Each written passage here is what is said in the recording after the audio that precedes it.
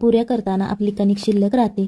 So त्या कणकेचे तुम्ही अशा प्रकारे टेस्टी आणि इंटरेस्टिंग रेसिपी मोठ्यांपर्यंत आवडणारी ही रेसिपी आहे. चला तर मग आजच्या रेसिपीला सुरुवात करूया. इथे सगळ्यात पहिल्यांदा आपल्याला शिल्लक राहिलेले जे पीठ असतं, रोज चपाती करण्यापासून शिल्लक राहतं, ते पीठ आपल्याला इथे घ्यायचं आहे. किंवा तुम्ही ही रेसिपी करण्यासाठी स्पेशल कणिक मळून घेऊ शकता. याच्यानंतर इथे आपल्याला एका प्लेटमध्ये 1 चमचा तेल घ्यायचं आहे. तुम्ही तूपसुद्धा वापरू शकता. त्याच्यानंतर चवीनुसार मीठ घालायचं आहे आणि हे जे मीठ आहे ते या तेलामध्ये आपल्याला मिक्स करून घ्यायचं आहे, जेणेकरून तेल आणि मीठ छान असं मिक्स होईल. याच्यानंतर आपण जी कणिक मळली होती ती यामध्ये घालायची आहे. जर तुमच्याकडे कणिक मळताना मीठ वगैरे घालत असतील तर तुम्ही ही प्रोसिजर करण्याची गरज नाही. इथे मी बिना मिठाची कणिक मळली होती, सो त्याच्यासाठी आपल्याला इथे मीठ आणि तेल घालण्याची गरज लागते. सो अशा प्रकारे हे पीठ जे आहे ते आपल्याला या तेलामध्ये मळून घ्यायचं आहे. जेव्हा हे पीठ आपलं मळून होतं छान असं, जेणेकरून मीठ यामध्ये छान असं शिरलं जातं. याच्यानंतर आपल्याला या कणकेचे छोटे छोटे गोळे करून घ्यायचे आहेत. ज्याप्रमाणे आपण छोटी चपाती करण्यासाठी गोळा करतो त्याचप्रमाणे आपल्याला हे गोळे करून घ्यायचे आहेत. इथे या कणकेचे आपल्याला 3 ते 4 गोळे तयार होतात. कणकेची क्वांटिटी म्हणजेच पिठाची क्वांटिटी ही तुम्ही तुमच्या फॅमिली मेंबर्सवर डिपेंड करणार आहे. जर तुमच्याकडे जास्त फॅमिली मेंबर्स असतील तर तुम्ही पिठाचं प्रमाण वाढवलं तरीही चालेल.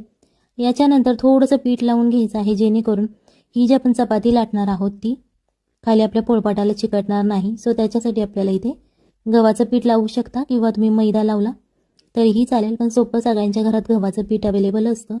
सो आज आपण गव्हाचं पीठ लावून घेणार आहोत. छान असं ते दोन्ही साईडला चोळून घ्यायचं आहे, जेणेकरून ती चपाती खाली चिकटणार नाही. व्हिडिओ आवडत असेल तर व्हिडिओ लाईक करा आणि जर तुम्ही चॅनलवर नवीन असाल तर चॅनलला सबस्क्राईब करा. अशा प्रकारे मीडियम अशी आपण ही चपाती लाटून घेतलेली आहे. एक एक लाटून आपल्याला अशा एका प्लेटमध्ये या काढून ठेवायच्या आहेत. इथे तुम्हाला दिसत असेल बघा, या साईजच्या मी 4 चपात्या लाटून घेतलेल्या आहेत. तुम्ही याच्यापेक्षा छोट्या करू शकता किंवा याच्यापेक्षा मोठ्या केल्या तरीही चालतील. इथे आपल्याला एका छोट्या कढईमध्ये पाणी गरम करायचं आहे. पाणी गरम झाल्यानंतरच आपल्याला या ज्या पोळ्या पण तयार केलेल्या आहेत त्या एक एक करून पाण्यामध्ये सोडून घ्यायच्या आहेत. इथे लक्ष ठेवा, गार पाण्यामध्ये या पोळ्या तुम्हाला सोडायच्या नाहीत, त्यांनाही तर त्या चिकटल्या जातील एकमेकांना. सो याच्यासाठी पाणी गरम करून घ्यायचं आहे. जेव्हा लागतं तेव्हाच या घालायचं आहे, जेणेकरून त्या पोळ्या एकमेकांना चिकटणार नाहीत. आता तुम्हाला दिसत असेल बघा, 3 ते 4 मिनिटे झालेली आहेत. पोळ्या शिजायला सुरुवात झालेली आहे. जेव्हा आपल्या पोळ्या छान अशा शिजतात तेव्हा त्या अशा प्रकारे पाण्यावरती तरंगतात.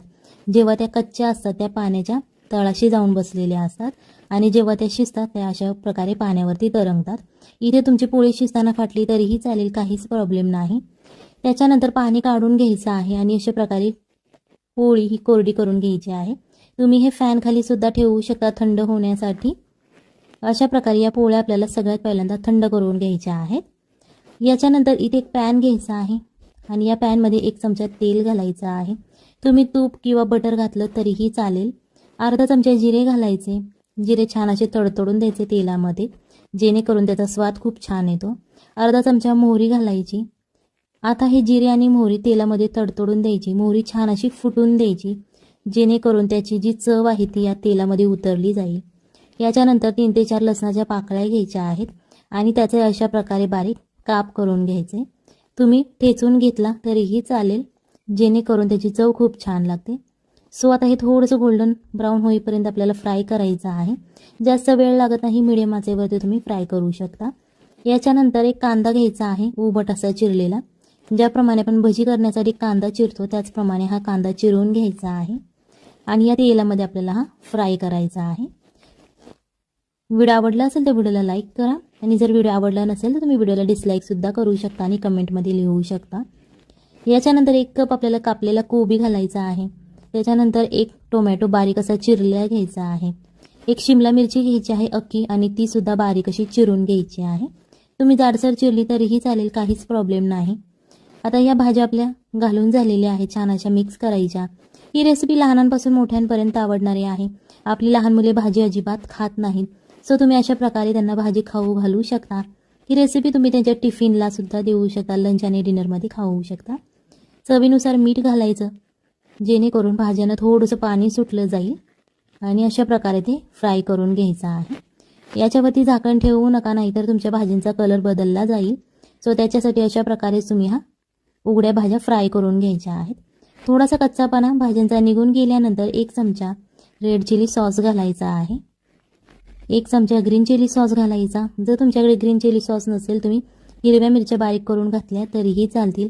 1 चमचा शेजवान चटणी आणि 1 चमचा आपल्याला सोया सॉस घालायचा आहे. सोया सॉस घालून झाल्यानंतर हे थोडेसे मसाले शिजवून द्यायचे, जेणेकरून त्याची चव खूप छान लागते. अर्धा ते 1 मिनिटानंतर आपल्याला हे फ्राय करायचं आहे, म्हणजेच मिक्स करायचं आहे. आपण जे मसाले घातलेले आहे ते छान असे फ्राय होतील आणि आपल्या सगळ्या भाज्यांना लागले जातील. सो अशा प्रकारे हे आपल्याला मिक्स करून घ्यायचं आहे. आता इथे जे आपण चपात्या थंड करून घेतल्या होत्या ते एका भांड्यावरती ठेवू शकता. तुम्ही ताटावरती सुद्धा ठेवू शकता किंवा चॉपिंग बोर्डवरती ठेवलं तरीही चालेल. इथे आपल्याला शंकरपाळ्याचा चमचा घ्यायचा आहे. ज्या चमच्याने आपण शंकरपाळे तयार करतो तो चमचा घ्यायचा आहे आणि अशा प्रकारे मीडियम साईजमध्ये हे आपल्याला कट करून घ्यायचं आहे. जर तुमच्याकडे शंकरपाळ्याचा चमचा नसेल तर तुम्ही चाकूच्या मदतीने हे कट केलं तरीही चालेल, तुम्हाला दिसत असेल. त्यानंतर आपण जो मसाला फ्राय केला होता त्यामध्ये आपल्याला हे घालून घ्यायचं आहे. ही रेसिपी खूप हेल्दी आहे. तुम्ही लहान मुलांना बाजारात जाऊन नूडल्स खाऊ घालता, पण ते सारखं खाणं शरीरासाठी चांगलं नसतं. सो त्याच्यासाठी ही हायजेनिक रेसिपी, हायजेनिकफुल रेसिपी ही आहे. ही तुम्ही घरी बनवू शकता आणि इथे मैद्याचा बिलकुल वापर केलेला नाही. सो त्यांच्या शरीरासाठी खूप छान आहे. आणि एक्स्ट्रा आपण यामध्ये जे चायनीजवाले घालतात तसं काहीही घातलेलं नाही आहे. सॉस वगैरे घातलेले आहेत फक्त. सो ही रेसिपी मुलांसाठी खूप छान आहे. त्यांच्या टिफिनला सुद्धा देऊ शकता. एक नवीन आणि इंटरेस्टिंग असा हा पदार्थ आहे. सो रेसिपी नक्की घरी ट्राय करा, आपल्या फॅमिलीला खाऊ घाला आणि मग मला कमेंटमध्ये सांगा कशी झाली होती. हे आपल्याला 1 ते 2 मिनिटासाठी फ्राय करून घ्यायचं आहे. तुम्ही हाय फ्लेमवरती सुद्धा फ्राय करू शकता किंवा मीडियम फ्लेमवरती फ्राय केलं तरीही चालेल. दिसायलाही खूप छान दिसत हे नूडल्स आणि चवीलाही खूप छान लागतात. लहान मुलांना इंटरेस्टिंग रेसिपी खाण्यात खूप इंटरेस्ट असतो. लहान मुले भाजी अजिबात खात नाही. सो अशा प्रकारे तुम्ही त्यांना भाजीसुद्धा खाऊ घालू शकता. तुम्हाला ज्या भाज्या आवडतात तुम्ही त्या मुलांना देऊ शकता. इथे थोडीशी आपल्याला कोथिंबीर गार्निशिंगसाठी घालायची आहे आणि परत एकदा ते मिक्स करायचं आहे. तुमच्या मुलांना ज्या भाज्या आवडत नाही तुम्ही त्या भाज्या या रेसिपीमधून त्यांना देऊ शकता. सो रेसिपी मुलांसाठी नक्की घरी ट्राय करा, खाऊ घाला मुलांना आणि मुलांचा फीडबॅक घ्या. त्याच्यानंतर मला कमेंट करा आणि कमेंटमध्ये सांगा की ही रेसिपी कशी झाली होती.